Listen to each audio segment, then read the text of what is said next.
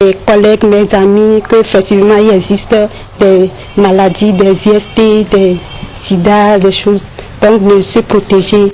Ces séances de sensibilisation ont permis d'informer sur les dernières techniques de lutte contre le VIH-Sida. Elle a été organisée par le ministère de l'Agriculture, de l'Élevage et de la Pêche en partenariat avec la coopération allemande. Ce samedi, le centre d'aide sociale d'Adéti Kopé, le centre Saint-André, a été inauguré par l'archevêque de Lomé, Monseigneur Denis Amouzou Djakpa. Cette inauguration a été en même temps couplée de la remise d'attestations aux jeunes filles démunies qui ont bouclé leur formation en coiffure et en couture. Norbert Dansou. C'est un jour de bonheur et de joie pour le centre d'aide sociale Saint-André d'Adéti Kopé. Pour cause, cet office religieux sous le magistère de Monseigneur Denis Amouzou Djakpa porte définitivement le centre sur les fonds baptismaux. Dans son homélie, l'archevêque de Lomé a insisté sur l'importance de la prière et la miséricorde de Dieu. La prière est commandée ensemble par celui ou celle qui croit et espère. Le Seigneur entend, il répond et fait grâce. À cause de la confiance, de la foi et de l'espérance qui habitait le cœur de Bartimée, Jésus l'a entendu, il l'a appelé, il l'a guéri et il l'a sauvé. Ta foi t'a sauvé, lui a dit Jésus. La congrégation des Sœurs Saint-André peut quant à elle rendre grâce à Dieu pour cette œuvre, signe pour elle de son amour et de sa miséricorde. C'est une célébration d'action de grâce au Seigneur, à la providence qui veille toujours sur ses petits et les faibles, et qui, dans sa bonne volonté, réalise aujourd'hui tout le projet qu'il avait sur ce centre, c'est-à-dire être enfin stable. Et comme le bonheur ne vient jamais seul, le centre a également bénéficié d'un don en vivre du club Saint-Jean de Dieu. Les œuvres de Dieu sont insondables. Nous sommes venus au centre vraiment par hasard. Il n'y a pas de hasard, c'est une amie qui un jour m'a parlé de ce centre.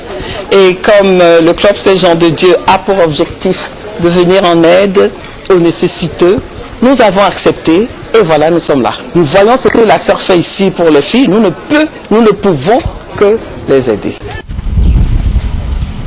Seigneur, les donnons les...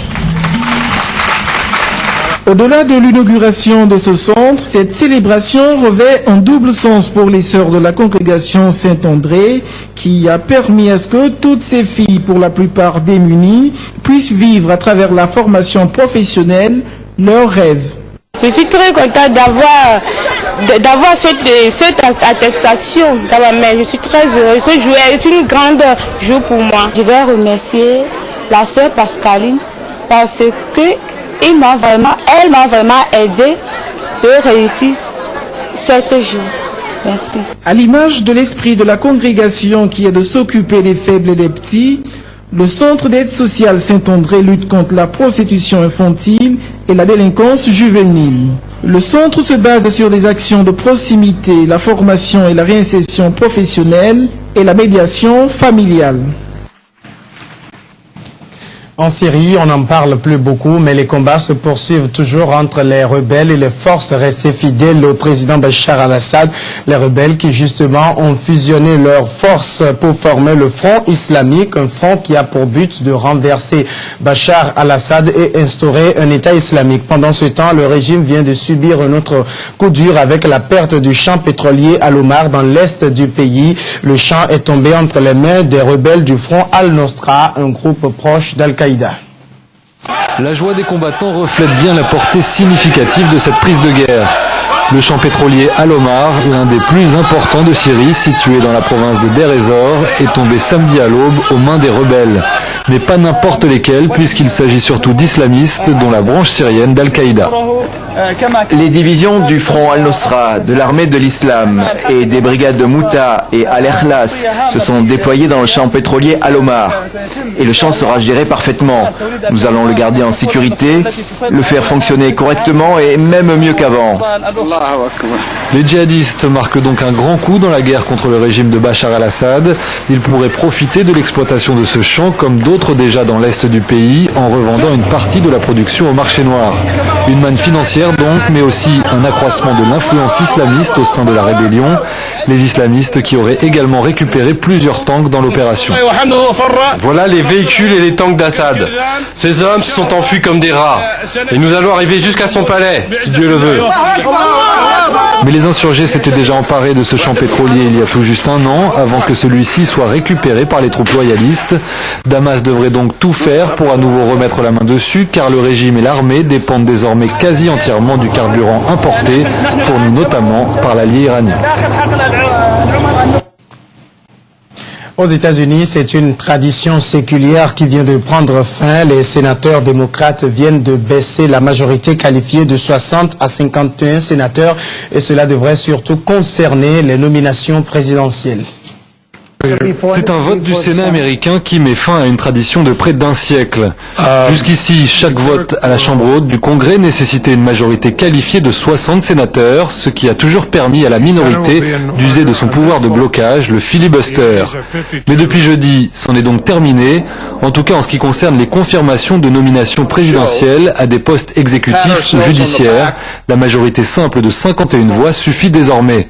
Une petite révolution sur le Capitole, poussée par le récent rejet par les Républicains de la nomination de 3 juges fédéraux par Barack Obama.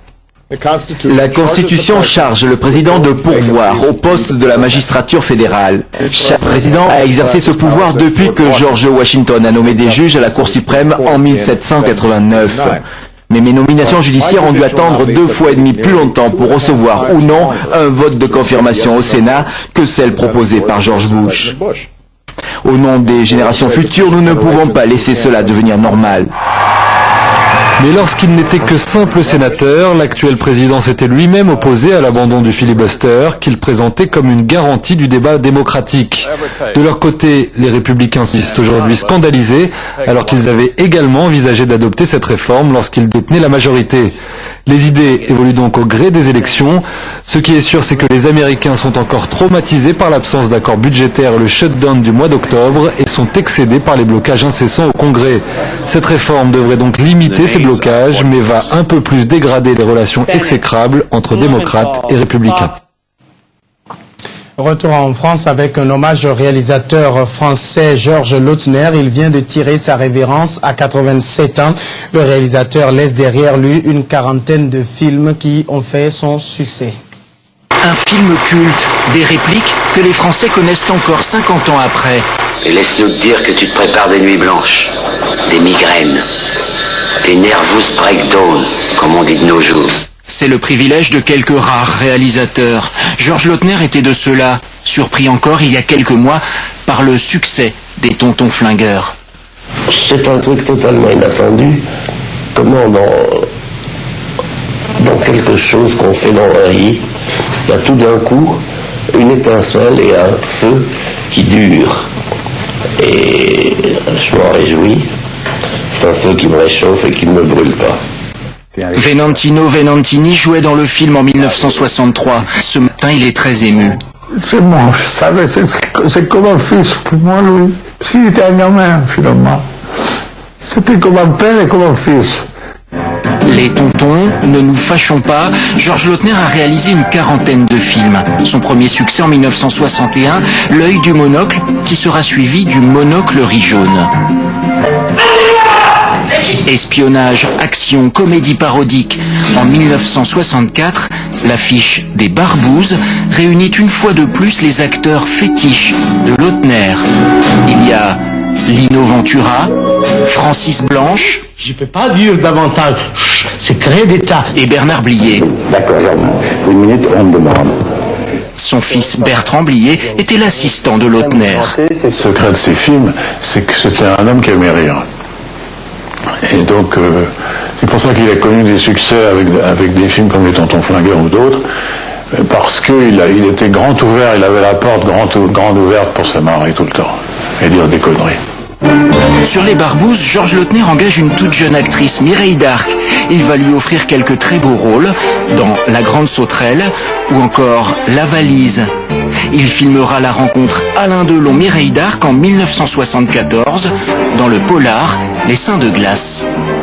Pour moi, un film assez particulier parce que j'ai plutôt l'habitude, ces derniers temps je faisais des films comiques et là je me trouve dans un film très dramatique. Les années 80 pour Lautner, c'est la décennie Belmondo. Le Professionnel, Flic ou Voyou, Le Guignolo, des polars, des grands films d'action populaires qui attirent jusqu'à 5 millions de spectateurs à chaque fois, épatés par les prouesses de l'acteur cascadeur. À la fin de sa carrière, Georges Lautner filmera le jeune Patrick Bruel dans La Maison assassinée en 1987. En 92, il tourne pour la dernière fois avec Belmondo, l'inconnu dans La Maison, qui n'aura pas autant de succès que les films d'antan. À 87 ans, c'est un grand réalisateur du cinéma populaire français qui nous a quittés.